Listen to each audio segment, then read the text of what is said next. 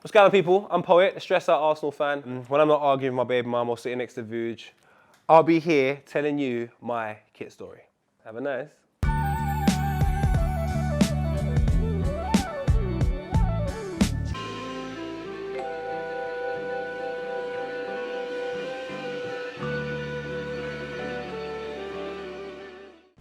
So, why did I fall in love with kits? First of all, I've got about well over 150 kits, maybe 200. I've got so many football kits spanning from 1996 up until 2019. And the reason why I fell in love with kits is because I fell in love with players. Like, there was players that I loved that didn't play for Arsenal, and I could never get another Premier League top. But I always said to myself, well, I watched a lot of Italian football and I loved Battistuta, so like, I want to get a Fiorentina top. But then I loved Totti in 2001, 2002, so I got a Roma top, and I loved Ronaldo stupidly, so I got a PSV top from Ronaldo, I got a Barcelona top from Ronaldo, I got Real Madrid tops, Inter Milan. Like, I had an obsession with kits because I felt like it was a way of telling one footballer's story at that particular time. And the beauty about it, you could ask me certain things and I'll forget, but once I pick up the kit, I'm like, oh my God, like for example, any kits that I've got here, I can tell you so many stories about the kit, why I like the kit, what happened around the kit, what my life was like around the kit. Was I depressed? Probably. Did I have arguments with like some type of female, whether it was my baby mum or my mum? Probably. Was I looking for my dad? No, I found him. So like, yeah, like kits tell you so much stories about not just the footballers, but it's an indication of what you were doing in your life at the same time. So the kit to my left right here, or you're right if you're watching at home, I'm not sure. This is the Arsenal jersey from the 96, 97, 98 season. And the reason why this is a very important kit for me is because this would have been the first kit that Arsene Wenger would have seen his team wearing. Like, this is like, it's got cigarette stains, cigarette holes in it. This is literally from 97, 98. Like, oh, this kit is so lit, man. And the reason why I loved it was there was an Arsenal game, Arsenal versus Spurs. And I remember we won 3-1. And why I had to buy the jersey is because Ian Wright had it, and he was on the right-hand side, and he done this mad spin. It was either Ian Wright or Dennis Bergkamp, and they've crossed it in, and the turn that Bergkamp's done to get it onto his right foot, to smash it away, I was just like, oh my God.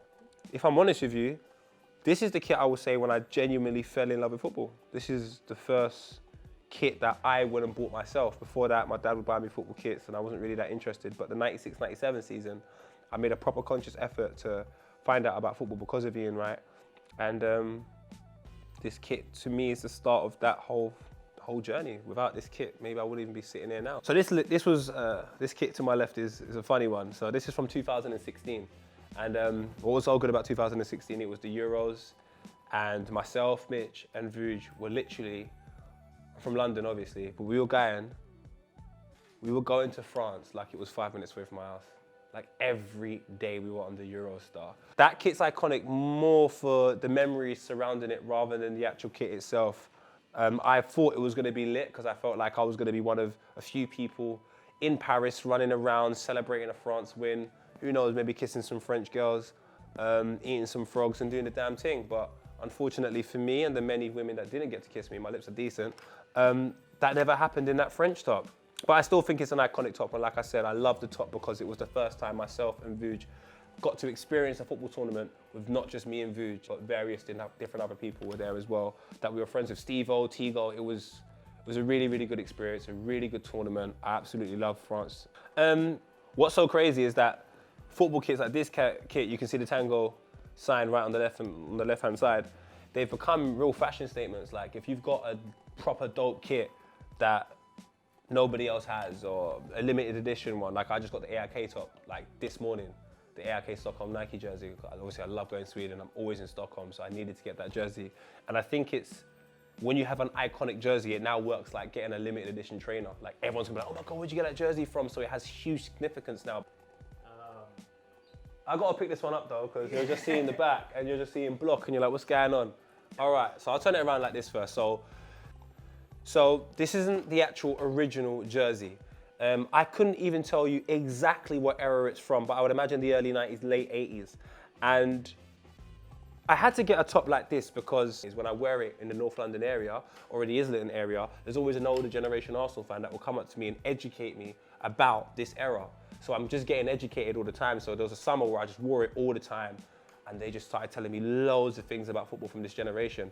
And I say that, but these times I forgot when the fucking top came out. But anyway, but yeah, I think it's a really, really, really nice top. Again, the details that they have is like having the gunner's cannon just all over the jersey, and then obviously you have it here, AFC, the JVC, which was mad integral in Arsenal. If you're an early 90s Arsenal fan, you cannot forget about what JVC done for us. God rest their souls. They're a bit like Woolworths in this country as well, and various other people that have come and gone. Vanilla Ice, Jar Rule, the list goes on. At the back, we've got 34 and Cock Block, and I actually bought this jersey in 2015 for the FA Cup final, Arsenal versus Aston Villa. And the reason why I got gassed is because for years and years and years, Arsenal complained about not having a DM. Where's our DM? Where's our DM? Then we had this little boy that was playing right back. Then Wenger decided to show a bit of trust in him and put him DM, and he was Francis Coquelin. And he came on the scene and he gassed me. I thought Francis Coquelin was gonna be our DM forever. So what we used to say is Francis Coquelin is not letting anyone get any numbers at Arsenal. He's a cock block, fam. He's not trying to get anyone to score. No one's getting numbers at Arsenal. So we were like, do you know what? He reminds me of the Butter's friend. Man's calling him a cock block, fam. So I put cock block on my top, put his number there and walked around. So everyone that played Sonic will understand where I'm coming from. When you used to play Sonic, the good thing about Sonic was there was checkpoints. So if you died and you didn't get to the checkpoint, you would go right back to the start. But there was like 3 checkpoints, I think, in each stage. And that's what I look at football kits as. They're checkpoints in my life. Like if there's anything else I can refer to, people have photo albums, now you've got Instagram, or you can look at your old tweets. Like when I want to find good energy, when I want to reflect on things that used to happen to me when I was younger, I go to my football kits. Everyone's got their thing in it. Some people collect stamps. Some people have a little black book and collect numbers and never use them. I collect football kits.